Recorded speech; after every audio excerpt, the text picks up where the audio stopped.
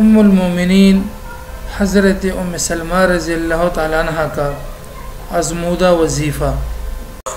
بسم اللہ الرحمن الرحیم، الحمد للہ رب العالمین والعاقبۃ للمتقین والصلاة والسلام علی سید الانبیاء والمرسلین محمد وعلی آلہ واصحابہ اجمعین۔ السلام علیکم ورحمۃ اللہ وبرکاتہ۔ امید کرتا ہوں کہ تمام احباب خیریت سے ہوں گے۔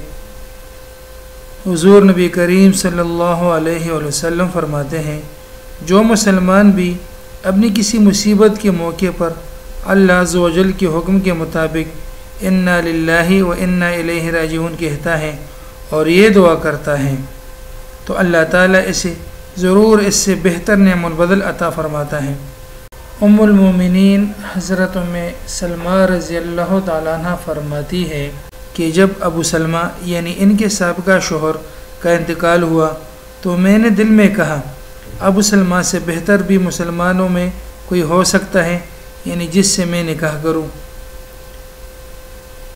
اور پھر میں نے یہ کلمات پڑھے اور ان کلمات کی برکت سے اللہ رب العزت نے بہترین نعم البدل کی صورت میں حضرت محمد صلی اللہ علیہ وآلہ وسلم شوہر کے طور پر عطا فرمائے، اور وہ کلمات یہ ہیں۔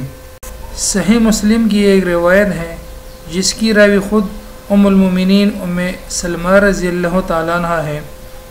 فرماتی ہے کہ میں نے رسول اللہ صلی اللہ علیہ وآلہ وسلم کو یہ فرماتے سنا تھا کہ جو مسلمان بھی کسی مصیبت کے موقع پر اللہ عز و جل کے حکم کے مطابق انا للہ و انا الیہ راجعون کہتا ہے اور یہ دعا کہتا ہے اللہم اجرنی فی مصیبتی واخلف لی خیرا منہا، کسی بھی قسم کے چھوٹے بڑے نقصان یا کسی چیز کے گم ہو جانے کی صورت میں یا کسی عزیز کے فوت ہو جانے پر یہ دعا پڑھنا مسنون ہے، اور امید رکھنی چاہیے کہ اللہ عز و جل بہتر صورت میں اس کا بدلہ عنایت فرمائے گا۔